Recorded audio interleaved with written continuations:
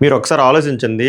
ఇదే same thing ఒక్కసారి అటు సైడ్ ఆలోచించండి. ఒక తమిళ్ యాక్టరు తమిళ్ స్టేజ్ మీద తమిళనాడులో వాళ్ళ యాక్టర్‌ని పొగుడుకుంటూ ఎన్టీఆర్ గారినో, ఏఎన్నార్ గారినో ఇలా అన్నారన్నమాట. మా యాక్టర్‌ని చూస్తూ ఆ టైంలో ఎన్టీఆర్ గారు గాని, ఏఎన్నార్ గారు గాని ఉచ్చపోసుకున్నారు. మా యాక్టర్ తాలూకా స్క్రీన్ ప్రెజెన్స్ చూసి, ఆ కత్తి పోరాటం చూసి అన్నారనుకోండి.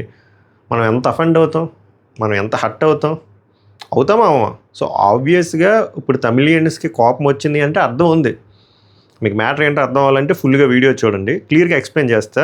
ఇదేదో రాజేంద్ర ప్రసాద్ గారిని ఏదో గట్టిగా ఏదో ఏదో విమర్శించాలని, లేకపోతే గట్టిగా అనియాలని కాదు.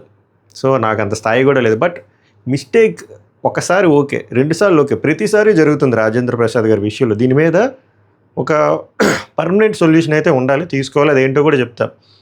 నాకు అనిపించింది నేను చెప్తా. మీకు అనిపించింది మీరు చెప్పండి. బట్ సీక్వెన్స్‌లో ఏం జరిగిందో క్లియర్‌గా చెప్తా. మీ వ్యూ పాయింట్ మాత్రం బలంగా కామెంట్ చేయండి.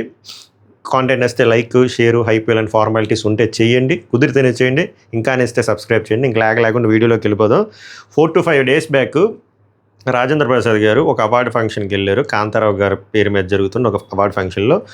సో, వెళ్ళినప్పుడు ఆబ్వియస్‌గా ఆ కాంతారావు గారి పేరు మీదే జరుగుతున్నప్పుడు కాంతారావు గారి గురించి మనం మాట్లాడుకుంటాం.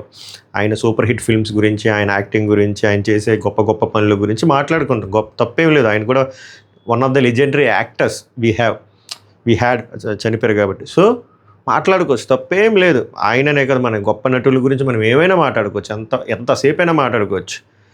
ఇన్ఫ్యాక్ట్ కన్స్ట్రక్టివ్ క్రిటిసిజం అన్నట్టు కంపారిజన్లో కూడా మంచిగా కన్స్ట్రక్టివ్గా కంపారిజన్ కూడా చేసుకోవచ్చు. ఆయన ఏం మాట్లాడాడంటే ఆయన కాంతారావు గారిని చూసి పొగడ్తలంతా అయిపోయిన తర్వాత ఆయన కాంతారావుని కత్తి కాంతారావు అని అనేవారు. ఎందుకంటే ఈ ఏమంటారు జానపద సినిమాల్లో ఆయన తోపప్పుడు. అంటే నాకు తెలియదు, మా ఫాదర్ చెప్పినప్పుడు నాకు తెలిసింది. బట్ ఆ టైం లైన్లో ఉన్న వాళ్ళకి అర్థమవుతుంది. సూపర్ డూపర్ హిట్స్ ఇచ్చారు, క్లాసికల్ హిట్స్ ఇచ్చారు. చాలా పెద్ద హీరో, చాలా పెద్ద హీరో.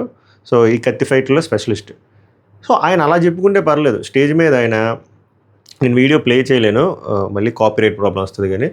సో, స్టేజ్ మీద ఏమన్నాడంటే కాంతారావు గారి కత్తి ఫైట్లు చూసి ఎంజీఆర్ గారు ఉచ్చపోసుకునేవారు అప్పట్లో అని చెప్పి 2-3 సార్లు రిపీట్ చేశారు ఆయన. అది ఎంతవరకు ఫెయిర్ స్టేట్మెంట్ చెప్పండి? ఆయన అసలు ఆ స్టేజ్కి అంటూ ఒక రెస్పెక్ట్ ఇవ్వాలి.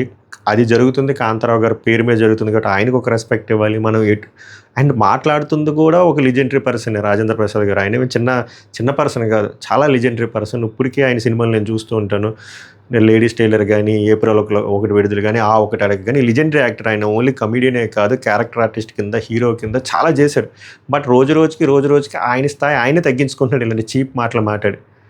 సో, వీళ్ళందరూ హర్ట్ అవ్వడం కాదు, అక్కడ ఎంజీఆర్ గారిని హర్ట్ చేస్తే అక్కడ తగలపడిపోద్ది. తమిళనాడులో మన తెలుగులో ఎన్టీఆర్ గారు అయితే ఎలాగో యాజ్ ఈజ్ సేమ్గా తమిళనాడులో ఎంజీఆర్ గారు.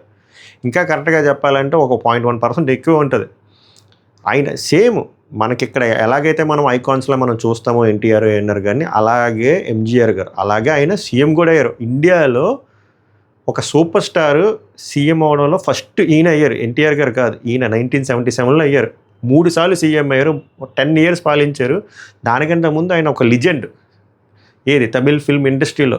ఇప్పుడు అర్థం చేసుకోండి. అందుకే మీకు స్టార్టింగ్లో ఒక ఎగ్జాంపుల్ ఇచ్చాను. మన ఎన్టీఆర్ గారిని కానీ, ఏఎన్ఆర్ గారు కానీ ఎవరైనా అలా మాట్లాడితే తగలబెట్టేస్తామా? మరి ఆబ్వియస్గా వాళ్ళకి కోపం రాదా ఇలాంటి చిల్లర డైలాగులు మాట్లాడితే? పోసేసుకుంటారు, ఇది పోసేసుకుంటారని. ఆవేశకి అలాగే వచ్చింది, మామూలుగా. ఇంకా కరెక్ట్గా చెప్పాలంటే ఈయన రెస్పాండ్ అయ్యి సారీ చెప్పాడు. సారీ చెప్పినా కూడా ఇప్పుడు కొంచెం తగ్గింది. కానీ నేను అసలు పాపంగా మెచ్చుకోవాలి. ఎందుకు ఆగారా అంటే తెలుగు వాళ్ళకి తమిళ వాళ్ళకి ఒక అసోసియేషన్ ఉంది, ఒక కొలాబరేషన్ ఉంది. అలాగే రాజేంద్ర ప్రసాద్ కూడా ఒక లెజెండరీ యాక్టర్ కాబట్టి ఆగారు. కానీ లేకపోతే అసలు ఇంకా దారుణంగా ఉంది. ఎందుకంటే వీళ్ళు మాట్లాడిన మాటలు అలాంటివి. ఎలా ఏ పర్సన్ గురించి అయినా కంపేర్ చేస్తూ ఎంజీఆర్ గారిని కాసేపు పక్కన పెడితే మనం ఎవరినైనా లేపాలన్నా ఆర్ పొగడాలన్నా పొగడొచ్చు. కానీ ఒకరిని పొగడడం కోసం ఇంకొన్ని తక్కువ చేసి ఎప్పుడు మాట్లాడకూడదు. ఇదేనే కాదు, ఇది ఏ డొమైన్లో అయినా చాలా తప్పు. అక్కడ మళ్ళీ ఆ తక్కువ చేసిన పర్సన్ చూస్తే ఎంజీఆర్, ఇందాక మీకు ఎంజీఆర్ గారి గురించి ఇంట్రడక్షన్ ఇచ్చాను కదా, ఆయన ఏంటో సేమ్ లైక్ ఎన్టీఆర్ గారు. మరి వాళ్ళ మనోభావాలు హట్టే గట్టిగా బ్యాక్లాష్ వచ్చింది. మనకు మా అసోసియేషన్ ఎలా ఉంటుంది, అక్కడ వాళ్ళకి ఒక ఫిల్మ్ అసోసియేషన్ ఉంటుంది. విశాల్ హెడ్ ఆయన రియాక్ట్ అయ్యాడు. తర్వాత నాజర్ గారు రియాక్ట్ అయ్యారు. చాలామంది రియాక్ట్ అయ్యారు. తర్వాత వెంటనే ఈయన తప్పు తెలుసుకొని వెంటనే తమిళ్లోనే, అది నాకు నచ్చింది, తమిళ్లోనే చాలా హార్ట్ఫుల్గా సారీ చెప్పారు. నేను ఏమన్నా ఎందుకు ఇవన్నీ అసలు ఈ అండం ఎందుకు, ఈ నోటిదోల మాటలు సారీ చెప్పడం ఎందుకు, ఇది ఫస్ట్ టైం కాదు.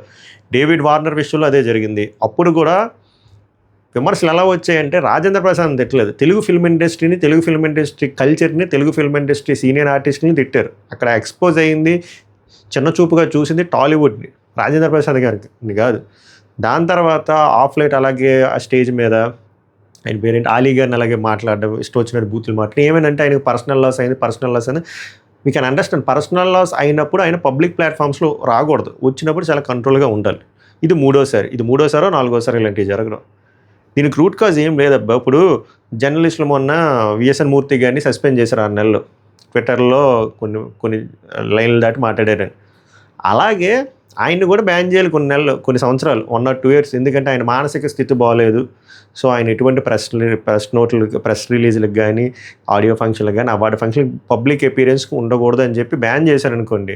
ఆ 1 or 2 yearsలో ఆ బ్రీతింగ్ స్పేస్ వస్తుంది కాబట్టి ఆయన అర్థం చేసుకుంటాడు ఏం జరుగుతుంది మిస్టేక్ అని. ఇప్పుడు ఆయనకు తెలియట్లేదు.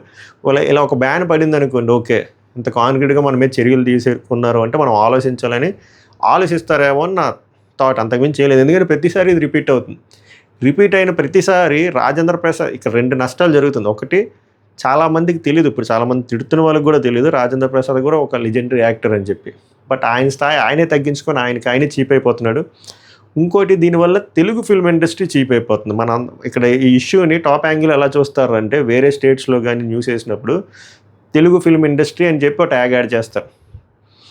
ఎక్కడ ఏ ఇండస్ట్రీ ఎఫెక్ట్ అవుతుంది, తెలుగు ఫిల్మ్ ఇండస్ట్రీ టాలీవుడే అంటారు తప్ప తర్వాత రాజేంద్ర ప్రసాద్ ఇవందరూ వాళ్ళందరికీ తెలియదు. దీన్ని ఎలాగ చూపిస్తారంటే Tollywood, Telugu film industry effect అవుతుంది. డేవిడ్ వార్నర్ అప్పుడు కూడా అలాగే చీప్గా మాట్లాడారు మన గురించి, చీప్గా. ఇప్పుడు కూడా అలాగే మాట్లాడుకుని ఎవడు రాయుడు ఇలా మాట్లాడుతుంది, ఎంజీఆర్ గురించి మాట్లాడుతున్నారు ఏంటి, అసలు ఏమైనా ఉందా, సంస్కారం ఉందా, ఇది అని తిడతారు. చెడ్డ పేరు ఎవరికి, మన ఫిల్మ్ ఇండస్ట్రీకి, ఆయనకి, చూస్తున్న మనలాంటి కోర్ ఆడియన్స్కి. సో ఓవరాల్గా ఇది కొంచెం సీరియస్గా దృష్టి తీసుకోవాలి. చాలా ఫ్రెటర్నిటీస్ చాలా ఉంటాయి, మా దాంట్లో కరెక్ట్గా ఐడియా లేదు. బట్ ఎవరు తీసుకుంటారో నాకు తెలియదు, కానీ దీని మీద కొంచెం సీరియస్గా తీసుకొని ఆయన ఏదో సస్పెండ్ చేయడము, ఏదో ఆయనకి అర్థమయ్యేలాగా చెప్పడం ఏదో చేయండి. ఆయన నన్ను అడిగితే ఆయన పర్సనల్ లాస్ వల్ల ట్రామాలో ఉన్నారో లేకపోతే ఏదో డిప్రెషన్లో ఉన్నారో నాకు తెలియదు, కానీ ప్రతిసారి ఇది రిపీట్ అవుతుందంటే మళ్ళీ రిపీట్ అవుద్ది. ఆయన ప్రతిసారి ఆయన ప్యాటర్న్ ఒకలాగే ఉంటుంది. ఇలా లూజ్ టంగ్ మాటలు మాట్లాడుతున్నాడు, సారీ చెప్తున్నారు, సేమ్. ఇది ఆగాలి అంటే ఒక సస్పెండ్ చేశారనుకున్న 1 year 2 years అర్థం చేసుకుంటారు. అండ్ మిగిలిన వాళ్ళు కూడా కొంచెం జాగ్రత్తగా ఒళ్ళు దగ్గర పెట్టుకొని మాట్లాడతారు ఒక స్టేజ్ మీదకి వచ్చినారు, ఎస్పెషల్లీ వేరే యాక్టర్స్ గురించి మాట్లాడేటప్పుడు. So this is the view point from my side. Me view point అని చాలా బలంగా కామెంట్ చేయండి. అండ్ దీనికి root cause, solution, permanent solution ఏంటో కూడా మీ విలువైన ఒపీనియన్ కామెంట్ చేయండి. మళ్ళీ నెక్స్ట్ టాపిక్లో వెళ్దాం. Thank you so much. ధన్యవాదాలు.